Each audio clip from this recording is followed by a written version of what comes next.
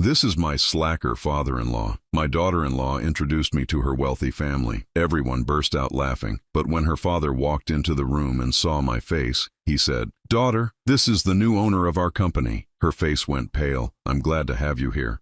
Follow my story until the end and comment the city you're watching from, so I can see how far my story has reached. My name is Clifford, and at 68 years old, I thought I had learned all there was to know about heartbreak. I was wrong. 3 years ago, I buried my wife, Margaret, after 42 years of marriage. Cancer took her slowly, and with her went the light from our small house on Maple Street, the same house where we raised our son Daniel, where we celebrated birthdays and holidays, where every corner held memories of a life well lived. After the funeral, the silence became my only companion. Daniel was all I had left. My boy, now 35, had always been gentle-hearted, perhaps too much so. When he brought Leah home 2 years ago, I tried my best to welcome her into our family. She was beautiful, polished, with perfectly styled blonde hair and clothes that probably cost more than my monthly budget. Everything about her screamed money and status, things that had never mattered much to Margaret and me. The wedding was small, held at the country club where Leah's family were members. I wore my best suit, the same one I had worn to Margaret's funeral, and tried to smile through the ceremony. But even then I noticed how Leah's family looked at me. The polite nods, the tight smiles, the way they quickly moved on when introduced. I was clearly not what they had expected for their daughter-in-law's family. "Dad, this is Leah's mother, Patricia," Daniel had said during the reception, his voice carrying that nervous tone I knew too well. Patricia extended a manicured hand with all the warmth of a business transaction. "How nice to finally meet you, mister."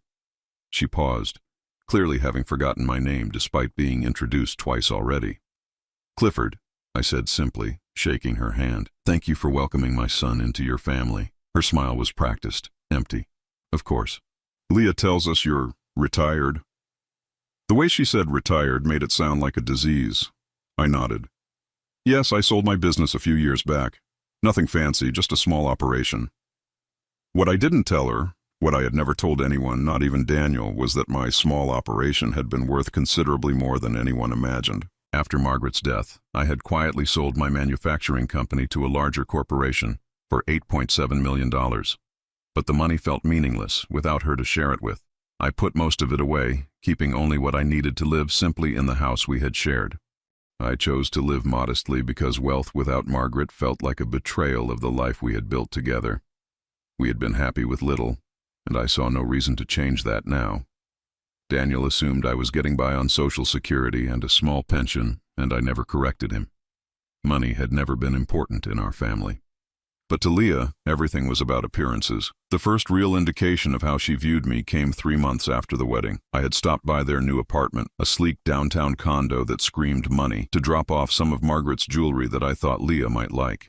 Daniel was at work, but Leah was home, talking loudly on her phone in the kitchen. "I know, Mother. It's embarrassing." Her voice carried through the thin walls. "Daniel's father is exactly what you'd expect from that side of town. Lives in some tiny old house, drives a car that's older than I am. I try to keep them separated as much as possible." I stood frozen in the doorway, my hand still on the box of jewelry. "He's harmless enough," she continued. "Just pathetic, really. Poor Daniel is mortified by him too, but he's too nice to say anything. Thank God we don't have to see him often." The words hit me like physical blows. I set the jewelry box quietly on the entry table and left without making a sound. That night I sat in Margaret's chair and cried for the first time since her funeral. Not because of what Leah had said about me, but because my son, my only child, was apparently ashamed of his own father. Over the following months, the pattern became clear. Leah would find excuses to keep me away from family gatherings. "Oh, Dad, it's going to be so boring. Just Leah's work friends." Or, "It's really just a small thing, probably not worth your time." Daniel would echo her words, never quite meeting my eyes when he delivered these non-invitations. I started to feel like a ghost in my own son's life. The Sunday dinners we used to share became monthly, then sporadic. Phone calls grew shorter, more perfunctory. When I asked about their lives, Daniel's answers became vague, distant. Leah had succeeded in creating exactly the separation she wanted. The worst part was watching my son change. Daniel had always been considerate, always thinking of others first, but now he seemed constantly on edge, as if he was perpetually worried about disappointing someone. When we did spend time together, he kept checking his phone, clearly anxious about messages from Leah. "Is everything all right, son?" I asked him one afternoon when he had stopped by to help me fix a leaky faucet. It was the most time we had spent together in weeks. "Yeah, Dad, everything's fine," he said, but his hands were shaking as he tried to tighten the pipe fitting. His phone buzzed and he immediately grabbed it, reading the message with obvious anxiety. "Daniel," I said gently, "you know you can talk to me about anything, right? Just like when you were little?" He looked at me then, and for a moment I saw my scared little boy again, the same expression he used to get when he thought he had done something wrong. "I know, Dad, it's just, things are complicated now. Marriage is complicated."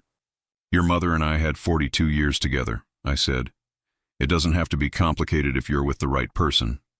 He flinched at that, and I immediately regretted saying it. "Leah's a good person, Dad. She has high standards. She wants us to fit in with her family, and sometimes that means—" He didn't finish the sentence, but he didn't need to. I understood perfectly.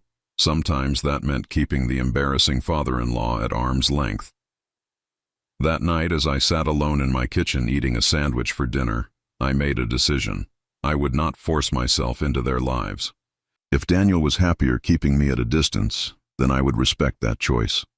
I would love him from afar and try not to let my broken heart show. But as I learned over the next few weeks, Leah wasn't content with simply excluding me. She had much bigger plans for her father-in-law. Plans that would soon reveal just how little she actually knew about the man she had written off as pathetic. The call came on a Tuesday morning while I was tending to Margaret's rose garden.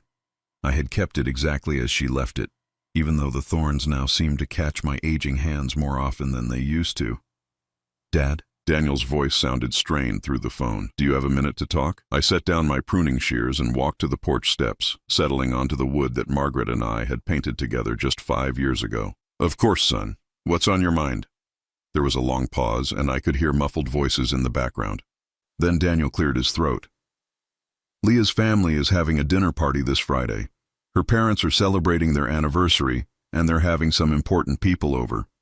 Business associates, family friends, that sort of thing." I waited, already sensing where this conversation was heading. "The thing is, Dad," another pause, longer this time, "it's going to be pretty formal. Black tie, fancy catered affair. Leah thinks it might be. Well, she's worried it might not be your kind of thing." The careful way he phrased it told me everything I needed to know. This wasn't Daniel talking. These were Leah's words coming out of my son's mouth. "I see," I said quietly. "And what do you think, Daniel?" He started, then stopped. I could hear Leah's voice in the background, sharp and insistent, though I couldn't make out the words. "I think maybe she's right, Dad. You know how these fancy parties can be. Lots of business talk, people showing off. You'd probably be bored."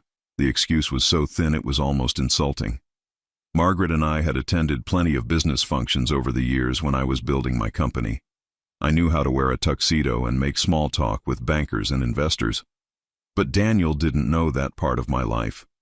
He had been young when the business was growing, and I had deliberately kept that world separate from family time. "Well," I said, forcing my voice to stay steady, "I wouldn't want to make anyone uncomfortable. Thanks for understanding, Dad." I knew you would. The relief in his voice was unmistakable. "Maybe we can have lunch next week, just the two of us."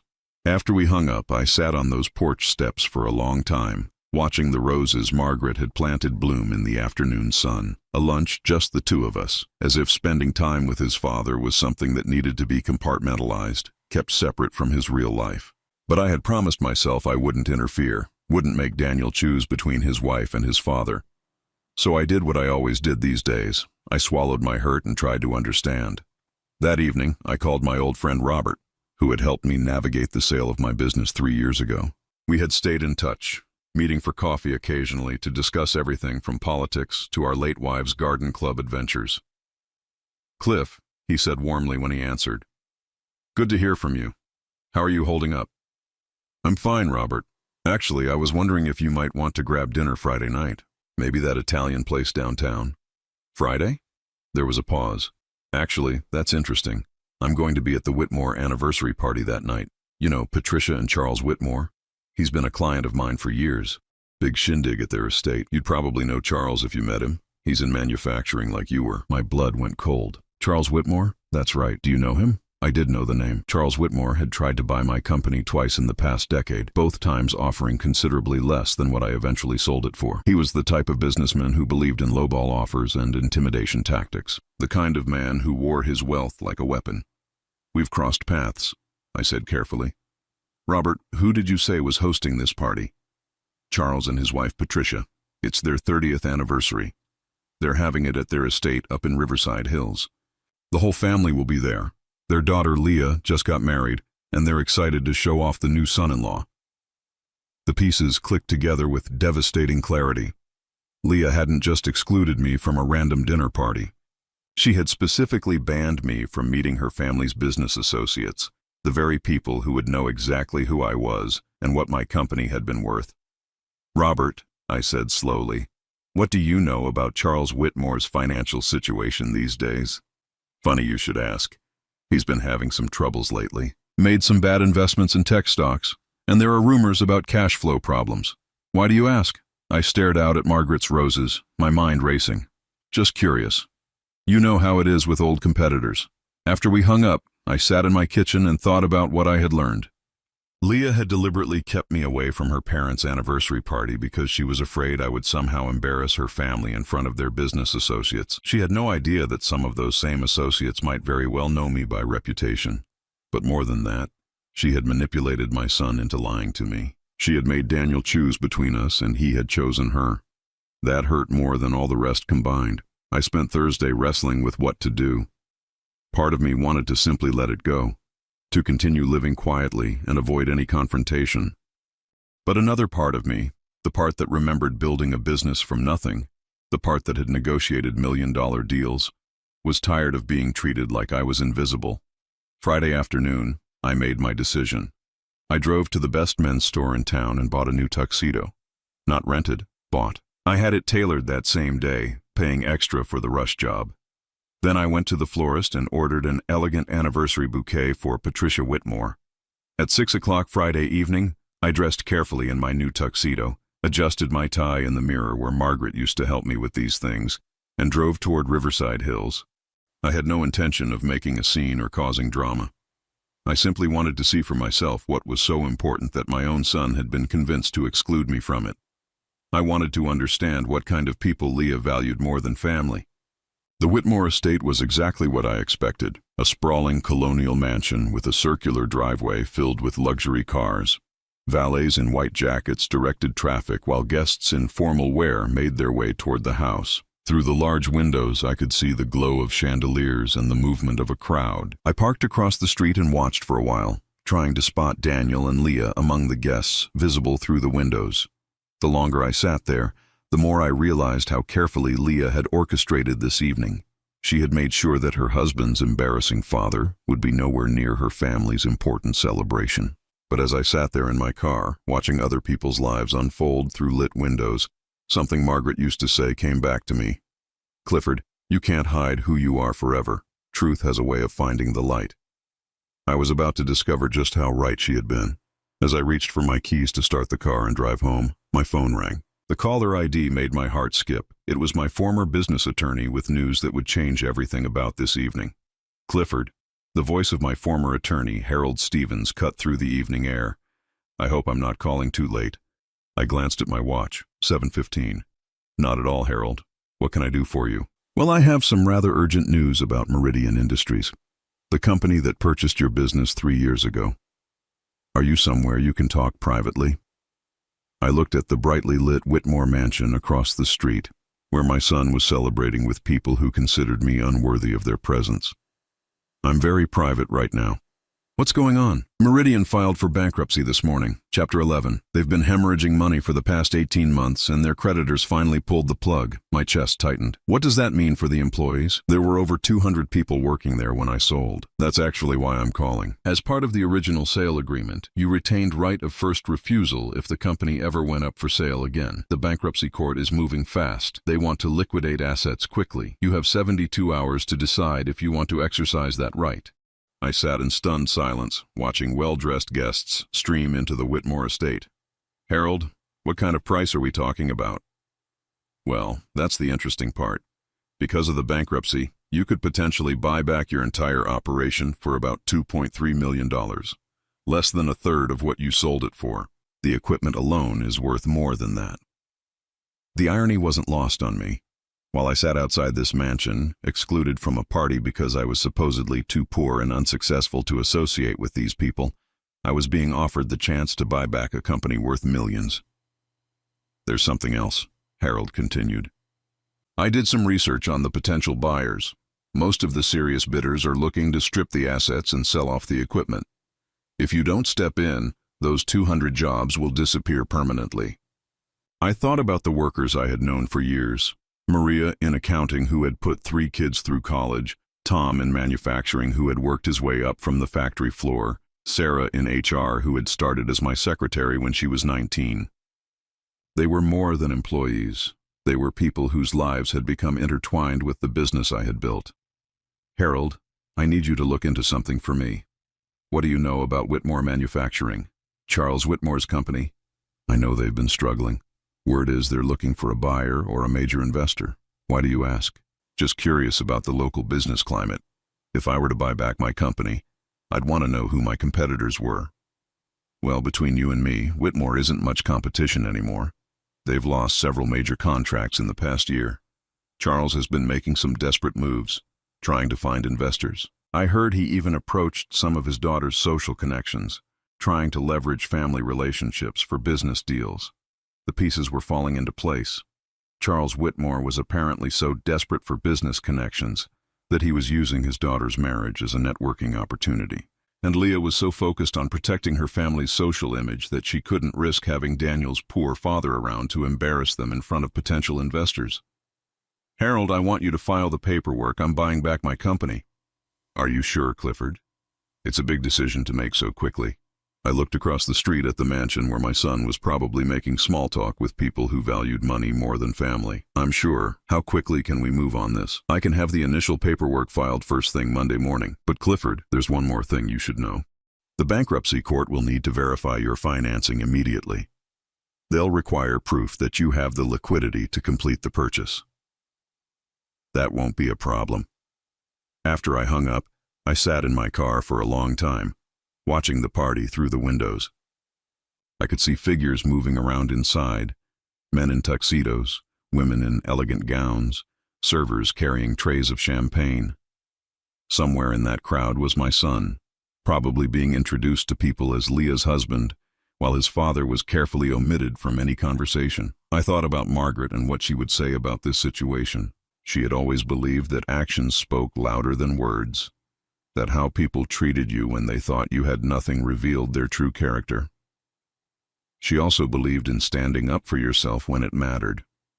At 7:45, I made a decision that would have shocked the people inside that mansion. I got out of my car, straightened my new tuxedo, and walked across the street toward the Whitmore estate. I wasn't going to crash the party or make a scene. I was simply going to observe. I wanted to see with my own eyes how my son was being treated, and how Leah was representing our family to her own. I needed to understand what was so important that it was worth breaking a father's heart. The front entrance was bustling with activity. Valets took keys from arriving guests, while a doorman checked names against a list. I walked around to the side of the house where floor-to-ceiling windows revealed the main reception area. The room was exactly what I expected. Crystal chandeliers, elegant furnishings, and groups of wealthy people holding expensive glasses of wine. I spotted Daniel almost immediately. He was standing near a large fireplace, wearing a tuxedo I had never seen before, talking to an older man in an expensive suit. Even from outside, I could see the tension in my son's shoulders, the way he kept glancing around the room as if looking for escape routes. Then I saw Leah. She was in her element, moving from group to group like a social butterfly, her red silk gown catching the light as she gestured animatedly. She had positioned herself at the center of attention, clearly enjoying being the recently married daughter at her parents' anniversary celebration. I moved closer to the window, staying in the shadows of the landscaping. The conversation inside was muted by the glass, but I could read body language and facial expressions. Leah was introducing Daniel to people with obvious pride, but I noticed something else. She kept her hand possessively on his arm, steering him away from certain conversations and toward others. Then I heard it.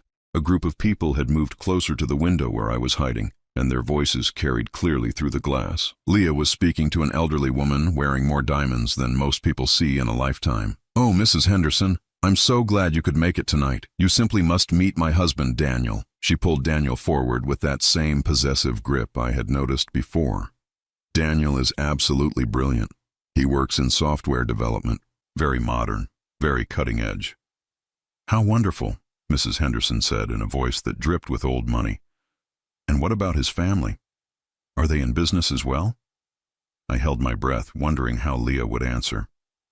"Well," Leah said with a laugh that sounded practiced, "Daniel's mother passed away a few years ago, unfortunately. As for his father," she paused dramatically, "let's just say Daniel has really risen above his circumstances. His father is more of a simple man, lives very modestly, if you know what I mean." Mrs. Henderson nodded knowingly. "Oh, one of those situations. How fortunate that Daniel inherited his ambition from his mother's side." "Exactly," Leah agreed. "We actually don't see much of his father anymore. He's rather set in his ways, not really equipped for situations like this." She gestured around the elegant room. "But Daniel has adapted beautifully to our lifestyle." I watched my son's face during this exchange. He looked physically ill, his jaw clenched so tightly I thought it might crack. But he said nothing. He didn't defend me, didn't correct Leah's implications, didn't speak up for the man who had raised him and loved him unconditionally. The conversation continued, but I had heard enough. I understood now exactly what Leah thought of me and how she was presenting our family to her social circle. I was the embarrassing secret, the shameful background that she was helping Daniel escape from. As I stood there in the darkness outside that glittering window, I felt something shift inside me. The hurt was still there, but it was being replaced by something else. A cold, clear anger that reminded me of the businessman I used to be. Leah thought she knew who I was. She thought she had me figured out completely. She had no idea that she was about to learn just how wrong she could be. I drove home from the Whitmore estate in a daze, my mind reeling from what I had witnessed. The image of Daniel standing silent while his wife dismissed me as a simple man played over and over in my head. But beneath the hurt, something else was building, a determination I hadn't felt since Margaret's death. That weekend, I threw myself into research. I wanted to understand exactly what I was dealing with before I made my next move. Harold had given me the basic facts about Meridian Industries' bankruptcy, but I needed to know more about the broader business landscape, particularly Charles Whitmore's situation. What I discovered was fascinating. Whitmore Manufacturing wasn't just struggling, they were in free fall. Charles had made a series of catastrophic investments in tech startups that had collapsed during the market downturn.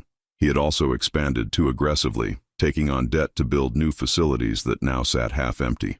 According to public filings, the company owed over $12 million to various creditors and was behind on payments to almost all of them. More interesting was what I learned about their client base. Whitmore Manufacturing specialized in automotive parts, exactly the kind of components my old company had produced.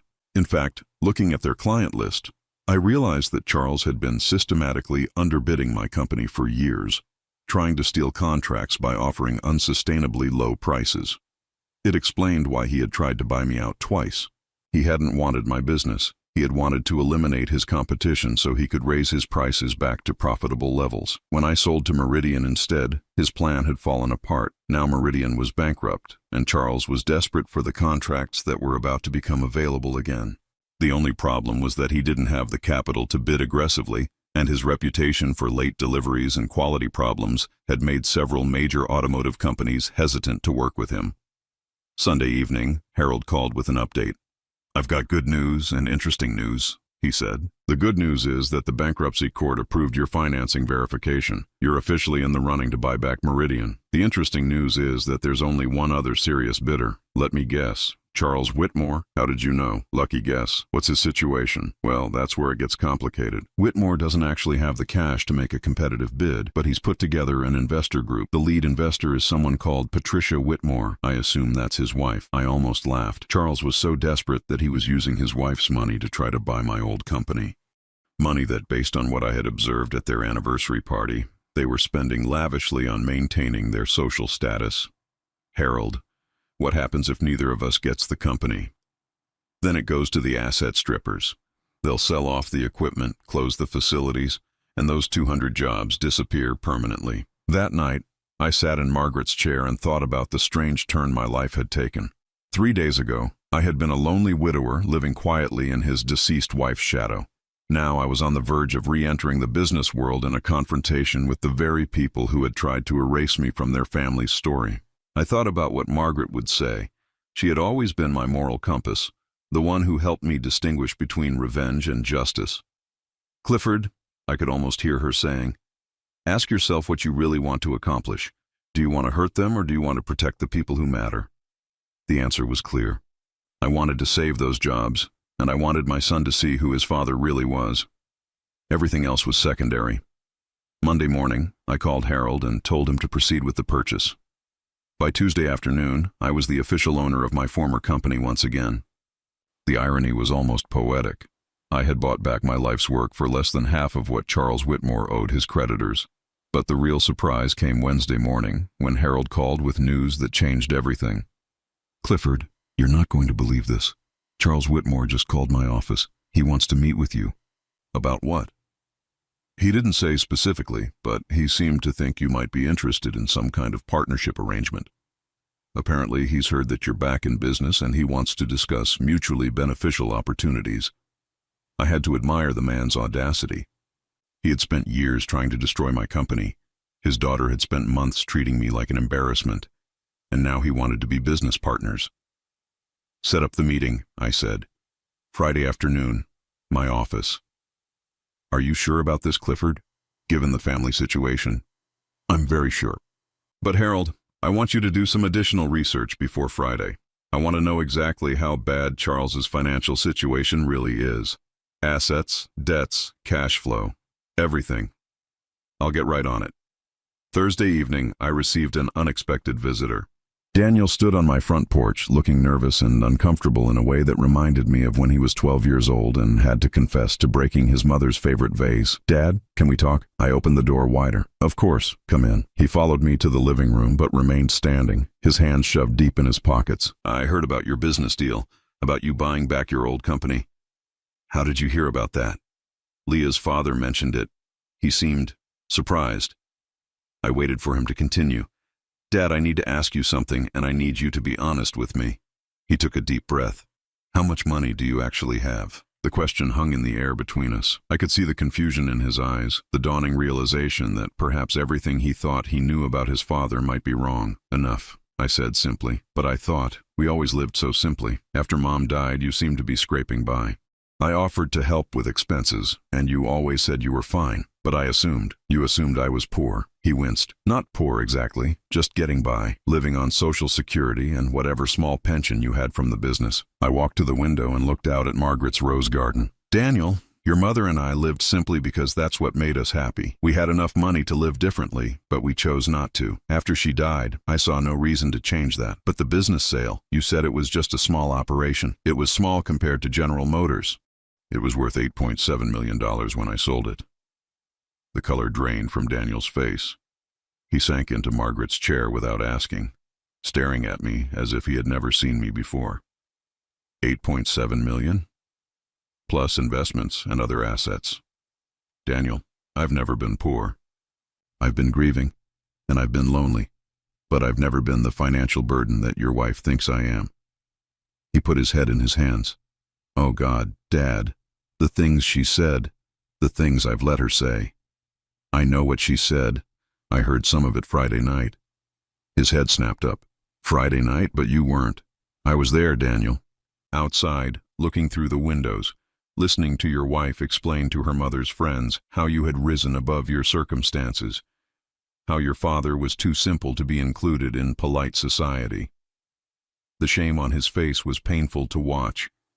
"Dad, I wanted to say something. I wanted to defend you, but it was easier to let her handle the embarrassing family situation."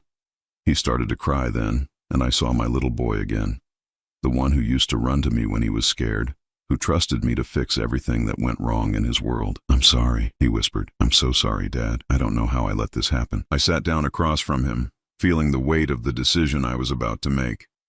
"Daniel, your father-in-law has asked to meet with me Friday afternoon. He wants to discuss a business partnership. Daniel looked up sharply. He what? Apparently, word has gotten out that I'm back in business. He seems to think we might have mutually beneficial opportunities to explore. Dad, you should know. Leah's family is in trouble. Real financial trouble. Her father has been asking everyone for loans, investors, anything. Leah is terrified that they're going to lose the house. And she's hoping that her new son-in-law's family might be able to help. Daniel's silence was answer enough. I leaned back in my chair, thinking about the meeting that was now just 24 hours away.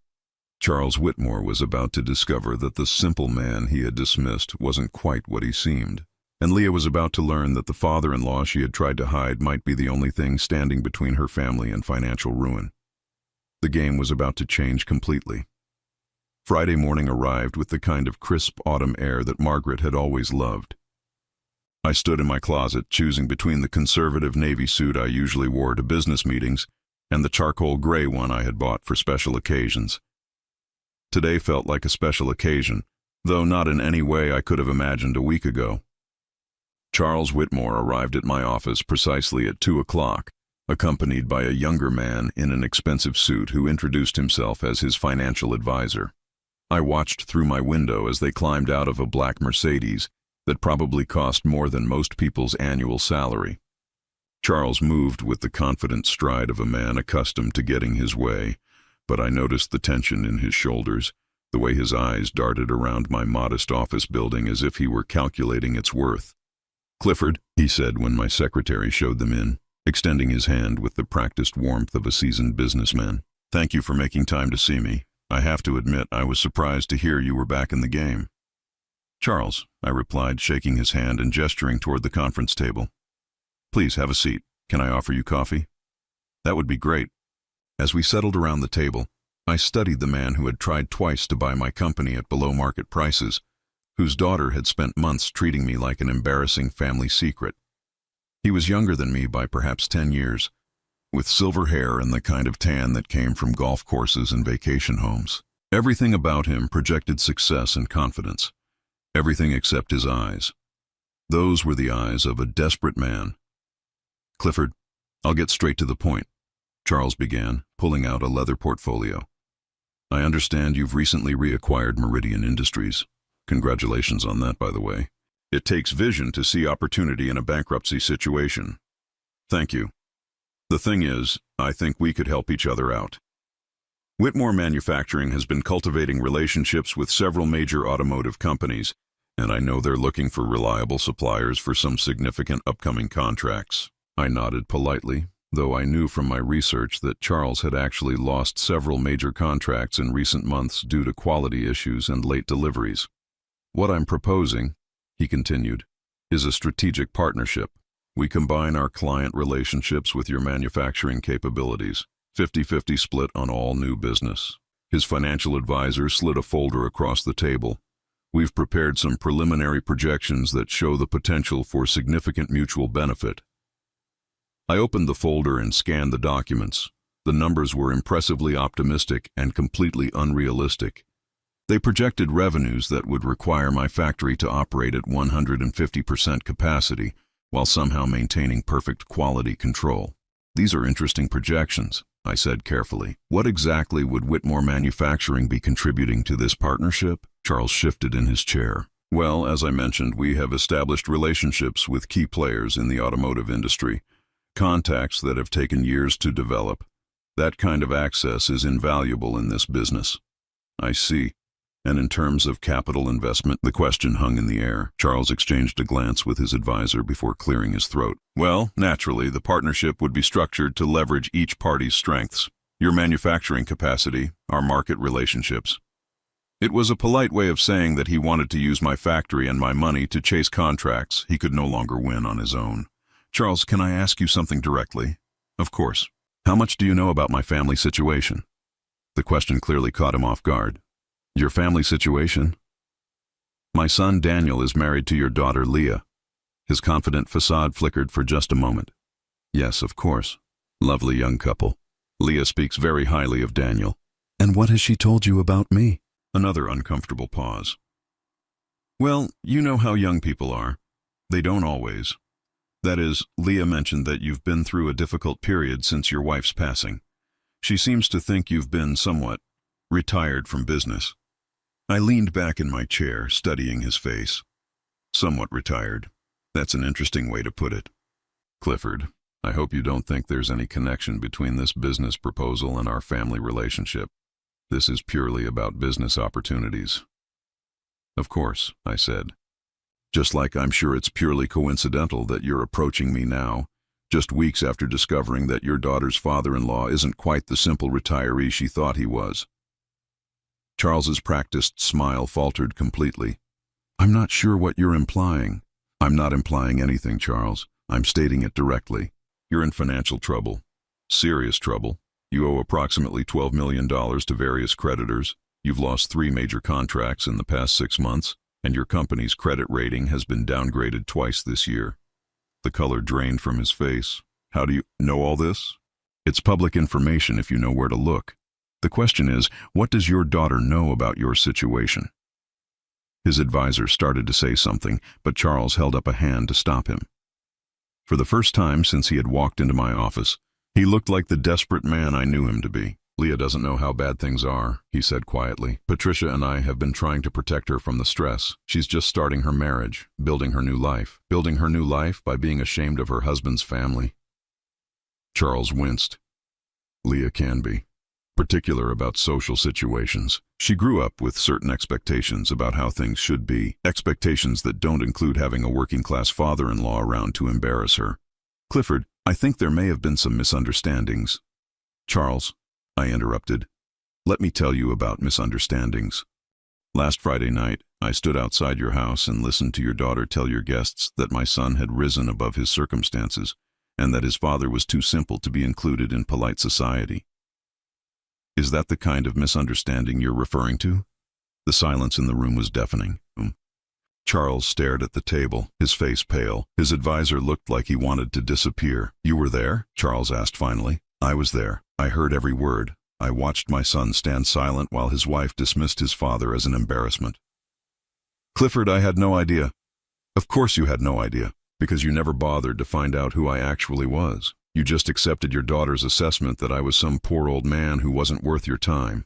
I stood up and walked to the window, looking out at the parking lot where Charles' expensive Mercedes sat next to my modest sedan. Here's what's going to happen, Charles. I'm going to rebuild my company. I'm going to hire back every worker who wants to return, and I'm going to compete for every contract that becomes available when companies realize that Whitmore Manufacturing can't deliver on its promises. I turned back to face him, and I'm going to do it without any help from you or your family. Charles looked panicked. Clifford, please. I know there have been some social awkwardnesses, but we can work past that. We're family now. Family? I let the word hang in the air.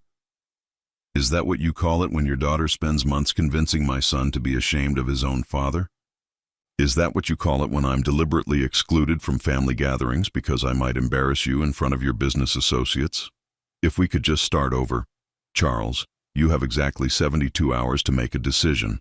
You can continue trying to salvage your failing business on your own, or you can swallow your pride and ask for help from the simple old man your daughter has been hiding from you. His advisor leaned forward. What kind of help? I smiled for the first time since they had arrived. The kind that comes with conditions. Very specific conditions about how family members treat each other. Charles looked confused. I don't understand. You will, after you talk to your daughter about tonight's dinner plans. What dinner plans? I picked up my phone and pressed a button. My secretary's voice came through the intercom. Yes, Mr. Clifford? Please call Daniel and ask him to invite Leah and her parents for dinner at their apartment tonight. 7 o'clock. Tell him it's important family business. Charles's eyes widened. Clifford, what are you planning? I looked at him steadily. I'm planning to give your daughter the opportunity to meet her father-in-law properly. The real one, not the version she's been hiding from you. As Charles and his advisor gathered their papers and prepared to leave, I could see the fear in his eyes. He was finally beginning to understand that the game had changed completely. Charles, I said as they reached the door, one more thing. When you go home and tell Patricia and Leah about our conversation, You might want to mention that I'll be bringing a copy of the purchase agreement for Meridian Industries. I think they'll find the financial details quite interesting." After they left, I sat alone in my office and thought about Margaret. She had always believed that people revealed their true character when they thought no one important was watching. Tonight, we would see what kind of people my son had married into when they could no longer pretend I didn't matter. Tonight, Leah would finally meet the real Clifford. And I suspected it would be the most educational dinner of her life. I arrived at Daniel and Leah's apartment at exactly 7 o'clock, carrying a bottle of wine that cost more than most people spent on groceries in a month. It wasn't a gesture of extravagance, it was a statement. Tonight, there would be no more pretending about who I was or what I was capable of. Daniel answered the door, his face a mixture of anxiety and curiosity. He had clearly been thinking about our conversation all week, trying to reconcile the father he thought he knew with the man who had just bought a multi-million-dollar company. "Dad," he said, stepping aside to let me in. "They're already here." I could hear voices from the living room, Charles speaking in low, urgent tones, presumably filling in his wife and daughter on the afternoon's revelations. As I handed Daniel the wine, I noticed his hands were shaking slightly. "Daniel," I said quietly, "whatever happens tonight, remember that I love you. Nothing will ever change that." He looked at me with eyes that reminded me so much of Margaret's. "Dad, I'm scared I've ruined everything." "You haven't ruined anything that can't be fixed, but some things are going to have to change." We walked into the living room together. Charles and Patricia sat on the sofa, their faces tense and watchful. Leah stood by the window, her arms crossed, looking like a woman preparing for battle. She had changed from whatever she had worn during the day into a cocktail dress that probably cost more than my monthly grocery budget. Another statement about status and superiority. "Clifford," Patricia said, rising with the kind of forced politeness that wealthy people use when they're caught off guard. "How lovely to see you again." "Patricia," I nodded politely. "Thank you for accepting Daniel's invitation." Leah turned from the window, her expression carefully neutral. "Hello, Clifford. I understand congratulations are in order. Daniel tells me you've made some kind of business investment."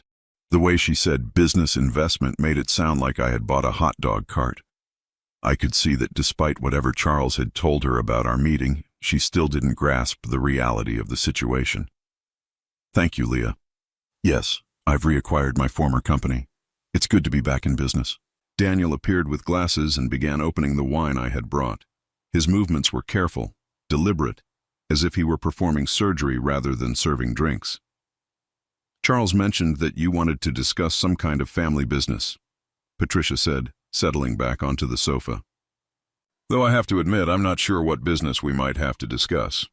I looked around the room, at Charles, who couldn't quite meet my eyes, at Patricia, who was still trying to maintain her social superiority, at Leah, who stood with the defensive posture of someone who sensed danger but couldn't identify its source, and at Daniel, who looked like he wanted to disappear entirely. "Well," I said, accepting a glass of wine from my son, "I thought it might be time for us to get to know each other properly. It seems there have been some misconceptions about who I am and what my role in this family should be." Leah's eyes narrowed slightly. "Misconceptions?" "Yes.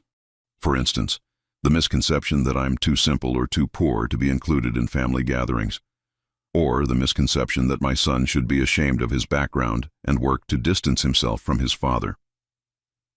The temperature in the room seemed to drop 10 degrees. Patricia glanced nervously at Charles, who was studying his wine glass with unusual intensity. "Clifford," Leah said, her voice taking on a sharper edge, "I think you may have misunderstood some casual comments. You know how people talk at parties." "Actually, I know exactly how people talk at parties. I was there last Friday night. If I had thrown a bomb into the center of the room, it couldn't have created more shock." Leah went pale. Patricia gasped audibly, and Charles finally looked up from his wine glass. "You were where?" Leah demanded.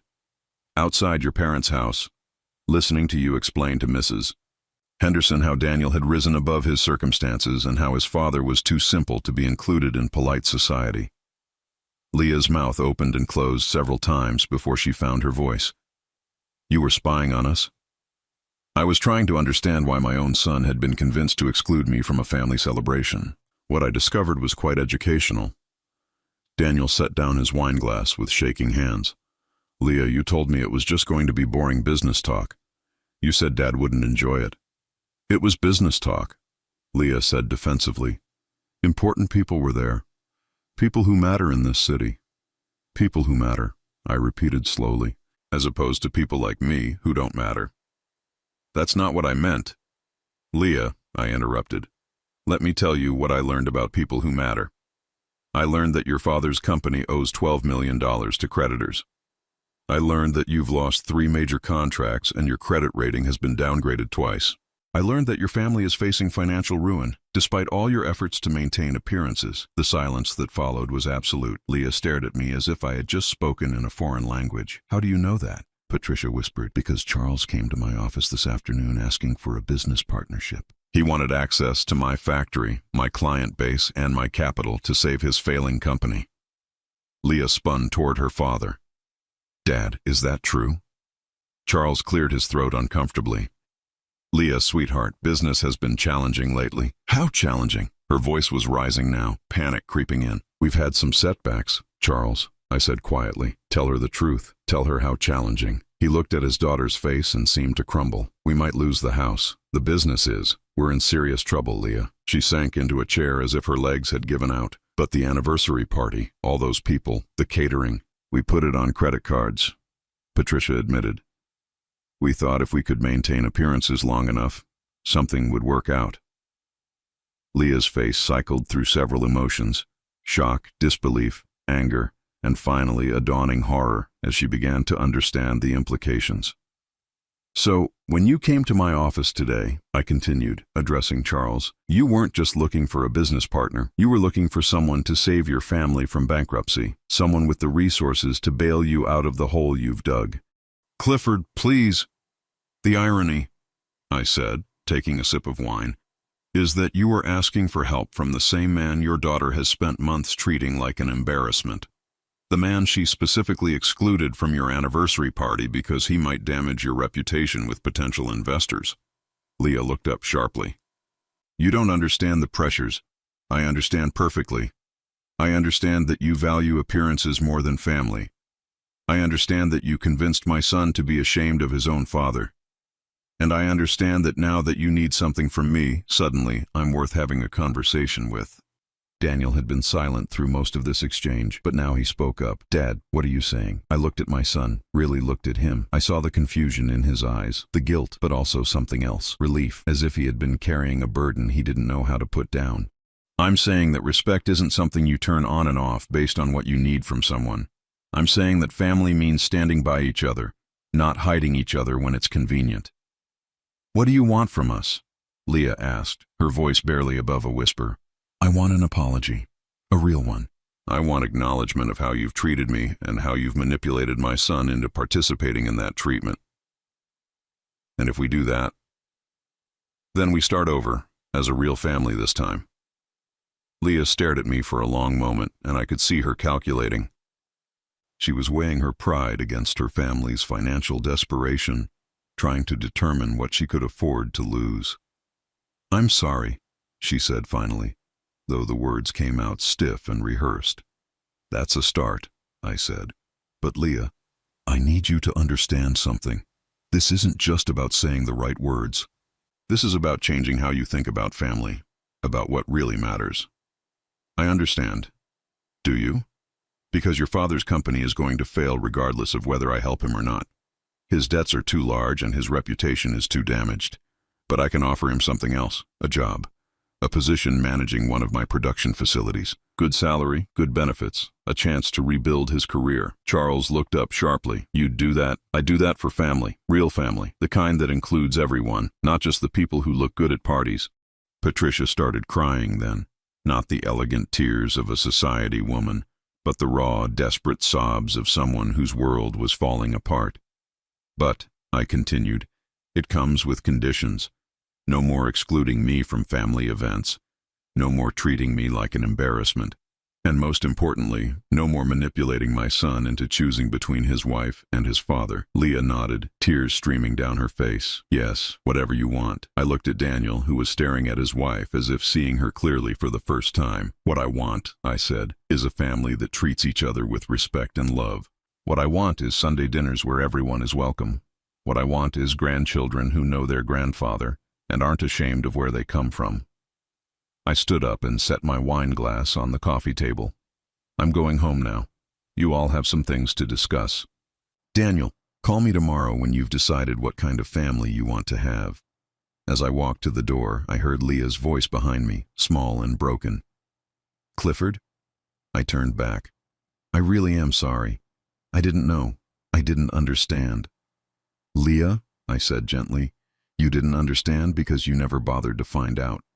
The measure of a person isn't their bank account or their social status. It's how they treat the people who can't do anything for them. I looked around the room one last time.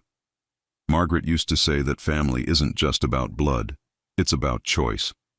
We choose to love each other, to support each other, to stand by each other even when it's inconvenient or embarrassing. She sounds like she was a wonderful woman, Patricia said through her tears. She was, and she would have loved all of you if you had given her the chance. 3 months later, I was standing in my backyard watching Daniel and Leah help me plant new roses in Margaret's garden. Charles was inside the house playing chess with Harold Stevens, who had become a regular guest at our Sunday dinners. Patricia was in the kitchen learning to make Margaret's famous pot roast with the help of my neighbor, Mrs. Chen. It wasn't the family I had imagined when Daniel first brought Leah home. But it was a real family, imperfect, complicated, but built on truth instead of appearances. Leah had changed more than anyone. The crisis had stripped away her pretensions and revealed someone capable of genuine warmth and humility. She had thrown herself into learning about my business, about Margaret's life, about the family she had almost destroyed through her own blindness. Clifford, she said now, looking up from the rosebush she was carefully positioning. Do you think Margaret would have approved of these new varieties? I smiled, thinking of my wife's spirit somehow blessing this second chance we had all been given. I think, I said, she would have loved watching her family grow. And for the first time since Margaret's death, I truly meant it when I called them family.